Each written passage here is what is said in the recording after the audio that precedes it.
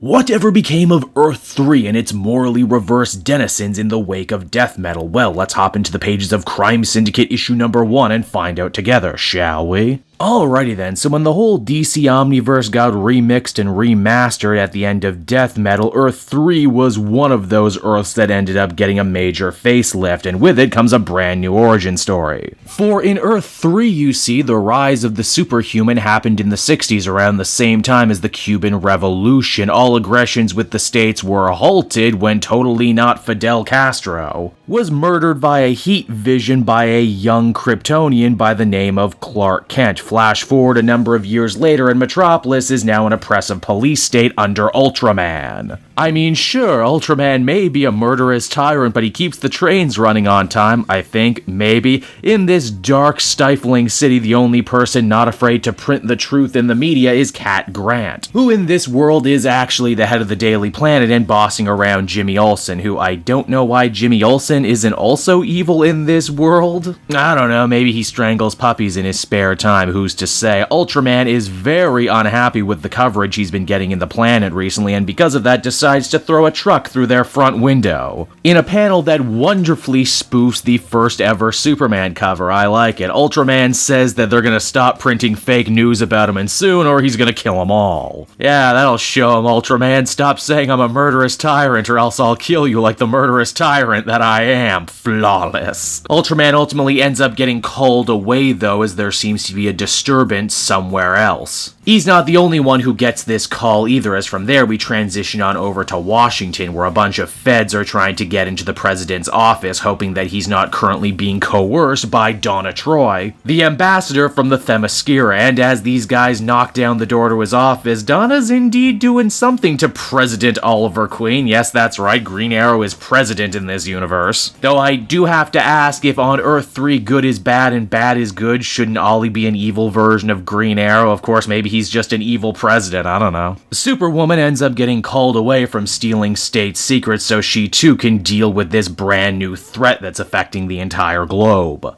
As it would seem that Starro is attacking Earth. Well, a Starro. I don't think it's Starro the Conqueror, and yet again I'm brought up the whole moral question of, is Starro technically evil, and as such shouldn't Starro the Conqueror be good on Earth-3? Or are weird alien suckerfish hive minds above such petty human ideas as morality? If Ultraman and Superwoman are going to stop this thing, though, they're going to need some more help. Luckily, we have John Stewart, or as he is known in this world, Power Ring, working for the tyrants of Oa. John sees a cop hassling a kid after committing a crime, and instead of doling out regular justice, he opts to murder them both, deciding that they were both equally at fault. Whew, man, justice on Earth-3 is a hell of a thing, isn't it? This comic also does a fun little thing too, where it references stories and comics that you can't actually pick up because they don't exist, almost like this book was actually written by someone from Earth-3. Next up, we're reintroduced to Speed Killer Johnny Quick and his girlfriend Atomica. They're perhaps more surprised than anyone that they end up getting involved in this whole Starro business, as they are the type of villains who aren't even particularly interested in ruling, just committing crimes.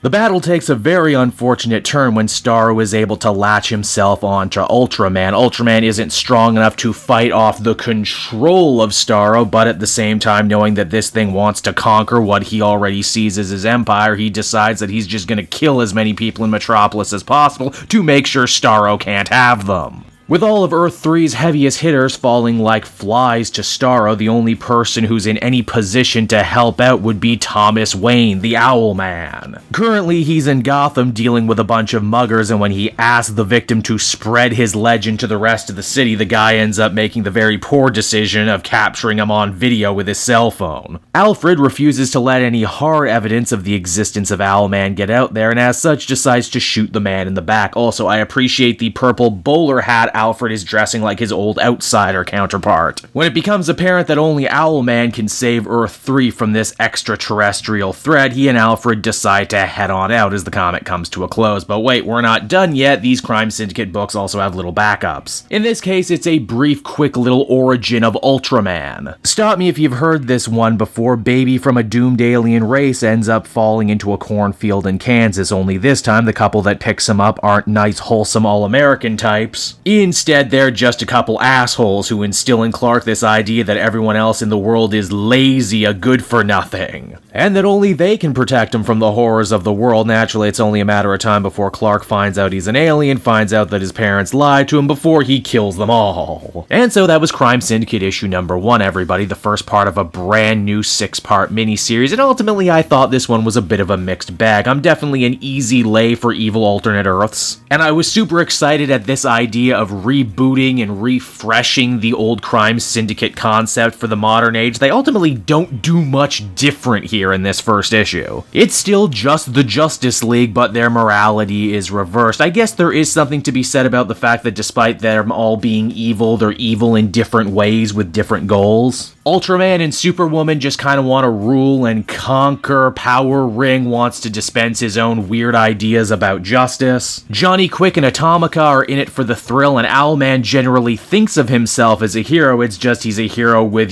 zero mercy.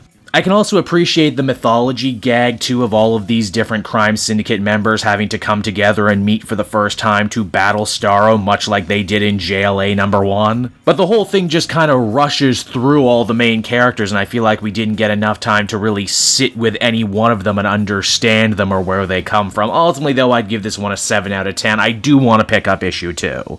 Hey there everyone, Kate Joel again, and I just want to thank you so much for watching to the end of the video. It means a lot to me. And hey, if you enjoyed the book I covered in this issue and want some comics of your own, might I recommend Book Depository? It's my #1 place for shopping for comic book trades. You get a great price, and if you use my link down in the description, you'll actually be helping me out at the same time. You get something, I get something, everybody wins, right? So until next time everyone, I've been Joel, and I will see you in the next video. Bye-bye.